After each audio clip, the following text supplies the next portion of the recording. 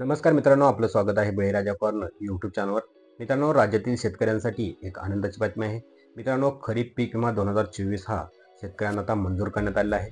मित्रांनो, यामध्ये जर पाहिलं तर 34 जिल्ह्यांमध्ये या पीक विम्याचे वाटप करण्यात येणार आहे. आणि मित्रांनो, या पीक विमा हा शेतकऱ्यांना सरसकट देण्यात येणार आहे. मित्रांनो, या संदर्भातील सर्व माहिती आज आपण या व्हिडिओमधून पाहणार आहोत. यामध्ये कोणते महसूल मंडळे या पीक विम्यासाठी पात्र असतील, तसेच यातील कोणत्या जिल्ह्यांना हा पीक विमा देण्यात येणार आहे, तसेच हा पीक विमा कोणत्या पिकांसाठी असेल, ही सर्व माहिती आज आपण या व्हिडिओमधून पाहणार आहोत.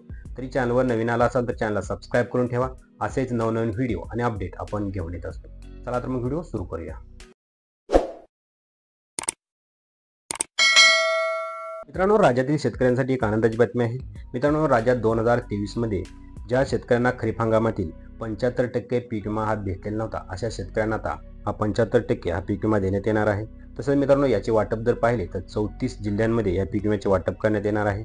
मित्रांनो, पीक कापणीच्या अंतिम अहवालानंतरच हा पीक विमा देण्याचे हा पीक विमा कंपन्यांनी घोषित केले आहे. मित्रांनो, खरीप पीक विमा 2024 ज्या शेतकऱ्यांना अद्याप ही भेटलेला नव्हता, अशा शेतकऱ्यांना आता हा पीक विमा हा देण्यात येणार आहे. तसंच मित्रांनो, यामध्ये जर पाहिलं तर हा पीक विमा फक्त काही पिकांनाच हा देण्यात येणार आहे. तर मित्रांनो, यामध्ये जर पिके पाहिली तर खरीप हंगामातील सोयाबीन आहे, मका आहे, बाजरी, कापूस, मूग, भुईमूग, वाटाणा आणि भाताचे ज्या पिकांचे 50% पेक्षा अधिक नुकसान झाले आहे, अशा पिकांना हा पीक विमा देण्यात येणार आहे. आणि मित्रांनो, यामधीलच हा पीक विमा हा लवकरच शेतकऱ्यांच्या बँक खात्यावर हा जमा करण्यात येणार आहे. मित्रांनो, याची तारीखही जाहीर करण्यात आलेली आहे.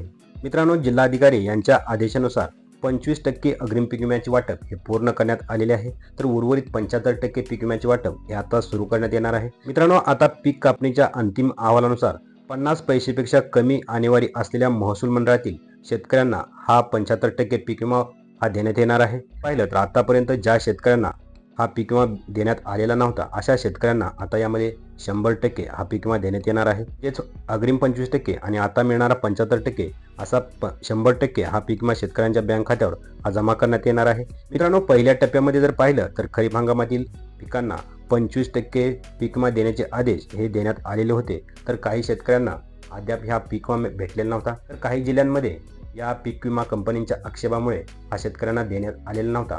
तर आता यामध्ये सर्व शेतकऱ्यांना हा पीक विमा हा देण्यात येणार आहे.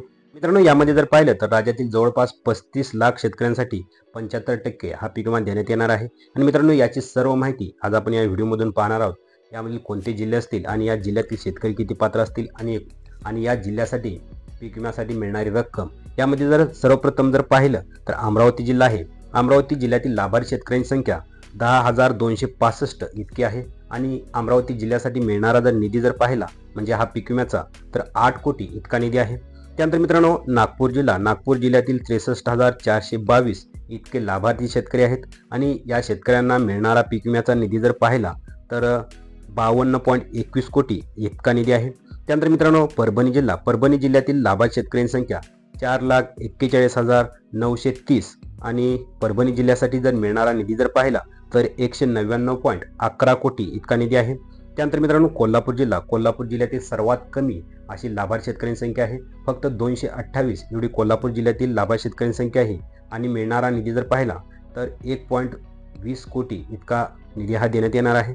त्यानंतर मित्रांनो, जालना जिल्ह्यातील लाभार्थी शेतकऱ्यांची संख्या 3,60,225 आणि मिळणारा निधी जर पाहिला तर 155.84 कोटी इतका निधी आहे. मित्रांनो, यानंतर जर पाहिलं तर धाराशिव जिल्ह्यातील शेतकऱ्यांची संख्या ही सर्वाधिक आहे. आणि धाराशिव जिल्ह्यातील शेतकऱ्यांची संख्या जर पाहिली तर 4,96,722 इतकी लाभार्थी शेतकऱ्यांची संख्या आहे. आणि मिळणारा निधी जर पाहिला तर यामध्ये 219.18 कोटी इतका हा निधी आहे. त्यानंतर मित्रांनो, बीड जिल्ह्यातील शेतकऱ्यांची संख्या 7,70,524 मिळणारा निधी जर पाहिला तर 242.12 कोटी आहे. त्यानंतर बुलढाणा जिल्ह्यातील लाभार्थी शेतकऱ्यांची संख्या ही 36,558 आणि मिळणारी रक्कम 18.42 कोटी आहे. त्यानंतर सांगली जिल्ह्यातील लाभार्थी शेतकऱ्यांची संख्या ही 98,772 आणि मिळणारी रक्कम ही 22.90 कोटी आहे.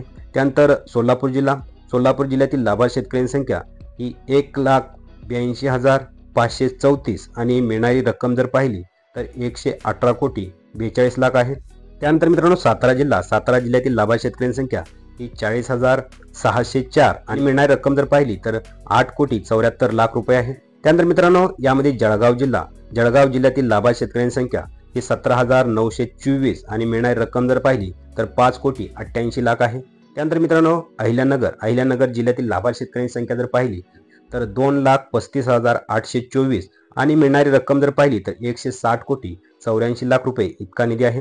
मित्रांनो यानंतर येतो नाशिक जिल्ह्यातील लाभार्थी शेतकऱ्यांची संख्या जर पाहिली तर 3,24,000 इतकी लाभार्थी शेतकऱ्यांची संख्या आहे आणि मिळणारी रक्कम जर पाहिली तर 155,24,00,000 रुपये इतका हा निधी आहे।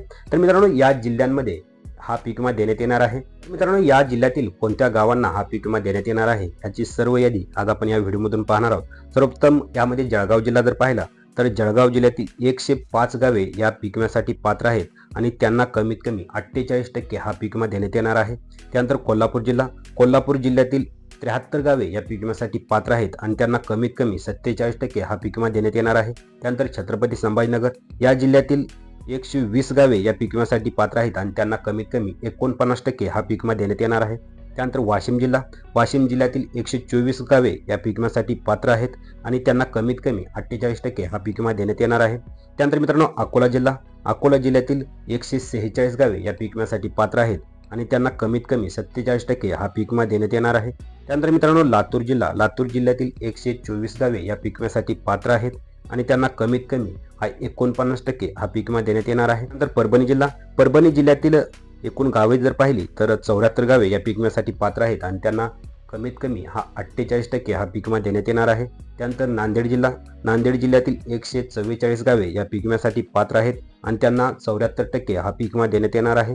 त्यानंतर नाशिक जिल्ह्यातील 94 गावे या पीक विम्यासाठी पात्र आहेत आणि त्यांना कमीत कमी 47% हा पीक विमा देण्यात येणार आहे। त्यानंतर बीड जिल्ह्यातील जर गावे पाहिली तर 64 गावे या पीक विम्यासाठी पात्र आहेत आणि त्यांना कमीत कमी 47% हा पीक विमा देण्यात येणार आहे। त्यानंतर जालना जिल्ह्यातील 148 गावे या पीक विम्यासाठी पात्र आहेत आणि त्यांना कमीत कमी 49% हा पीक विमा देण्यात येणार आहे। त्यानंतर मित्रांनो बुलढाणा जिल्ह्यातील 98 गावे या पीक विम्यासाठी पात्र आहेत आणि त्यांना कमीत कमी 48% हा पीक विमा देण्यात येणार आहे। मित्रांनो या जिल्ह्यातील शेतकऱ्यांच्या बँक खात्यावर 23 डिसेंबर पासून हा पीक विमा जमा करण्यात येणार आहे। तर मित्रांनो यामध्ये जर पाहिलं तर या खरीप हंगाम 2024 मध्ये या सर्व शेतकऱ्यांना हा 23 डिसेंबर पासून हा पीक विमा देण्यात येणार आहे। तर मित्रांनो ही माहिती कशी वाटली नक्की कमेंट करून सांगा। भेटूया का अशाच नवीन आणि माहितीपूर्ण व्हिडिओमध्ये। तोपर्यंत जय हिंद जय महाराष्ट्र।